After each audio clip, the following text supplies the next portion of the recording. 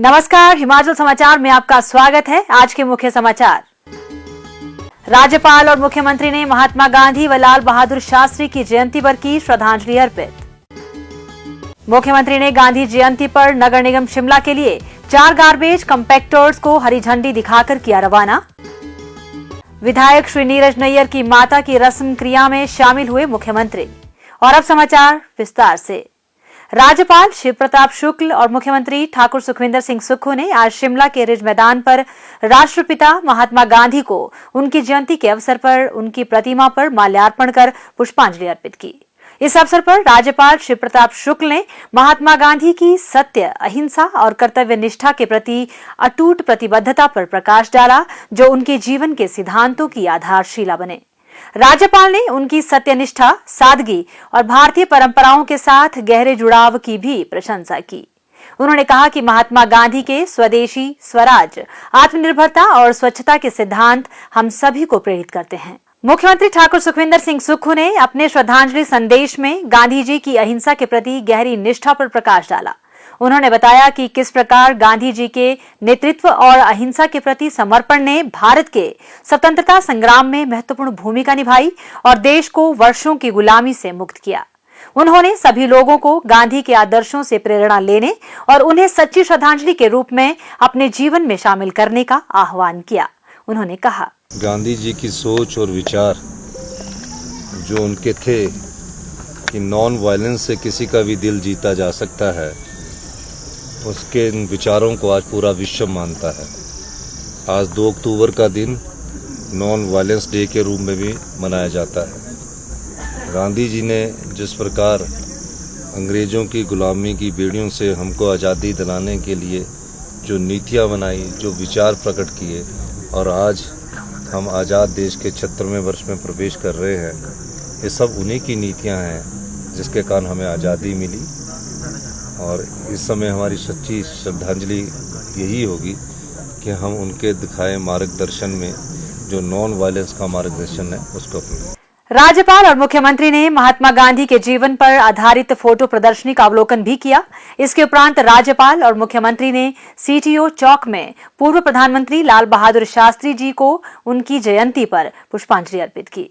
राज्यपाल ने कहा कि शास्त्री जी ने जय जवान जय किसान का नारा देकर देश को आत्मनिर्भर बनने के लिए प्रेरित किया। उन्होंने कहा कि शास्त्री जी अखंडता, मानवता और सादगी के पक्षधर थे, जिस कारण वे सभी देशवासियों के लिए प्रेरणा स्रोत हैं। मुख्यमंत्री ने कहा कि जब देश में अनाज की कमी थी, तब शास्त्री जी ने लोगों को आत्मनिर्भरता के प्रति प्रेरित करने के लिए जय जवान जय किसान का नारा दिया था। उन्होंने कहा कि शास्त्री जी सादगी का उत्कृष्ट उदाहरण थे, जिन्होंने देश को कर्तव्य निष्ठा का संदेश दिया।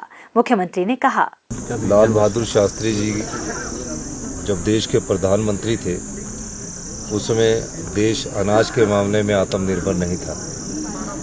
भूख से काफ़ी लोगों की मृत्यु हो जाया करती थी और निश्चित रूप से देश अभी आज़ादी हुआ था, तो उन्होंने एक ऐसा नारा दिया कि पूरे देश में उस नारे को अपनाया गया कि आप सब लोग इस अन्न की पूर्ति के लिए एक दिन का आप उपवास रखेंगे।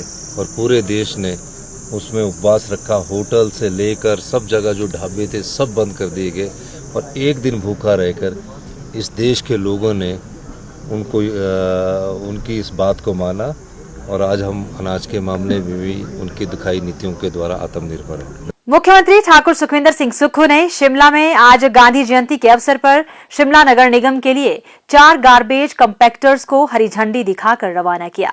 यह गार्बेज कंपैक्टर्स 1 करोड़ 40 लाख रुपए व्यय कर शिमला स्मार्ट सिटी प्रोजेक्ट के तहत खरीदे गए हैं। प्रत्येक कंपैक्टर्स की क्षमता 14 क्यूबिक मीटर है और यह लगभग 12 टन कूड़ा एक बार में शिमला स्थित भरियाल अपशिष्ट प्रसंस्करण संयंत्र तक ले जाने की क्षमता रखता है। मुख्यमंत्री ने कहा कि इनके इस्तेमाल से न केवल कूड़ा प्रबंधन में सुधार आएगा, बल्कि परिवहन लागत भी घटेगी। मुख्यमंत्री ने राष्ट्रपिता महात्मा गांधी के विचारों को दोहराते हुए साफ सफाई की आवश्यकता पर बल दिया। उन्होंने कहा कि प्रदेश सरकार गांधी जी के शिमला को स्वच्छ बनाने व इसके सुनहरे भविष्य के लिए देखे गए सपने को हकीकत में बदलने के लिए निरंतर प्रतिबद्ध है। उन्होंने कहा कि नगर निगम शिमला में बेहतर अपशिष्ट प्रबंधन के लिए खरीदे गए यह गार्बेज कंपैक्टर्स शिमला को स्वच्छ बनाने में महत्वपूर्ण भूमिका निभाएंगे। शिमला आज स्वच्छ एवं हरित भविष्य की दिशा में निरंतर बढ़ रहा है और यह कॉम्पैक्टर्स इस लक्ष्य को हासिल करने में सहायता करेंगे। साथ ही पर्यावरण को केंद्र में रखते हुए शिमला के विकास को उत्तरोत्तर दिशा प्रदान करेंगे। मुख्यमंत्री ने कहा कि शिमला प्रदेश का महत्वपूर्ण पर्यटक गंतव्य है।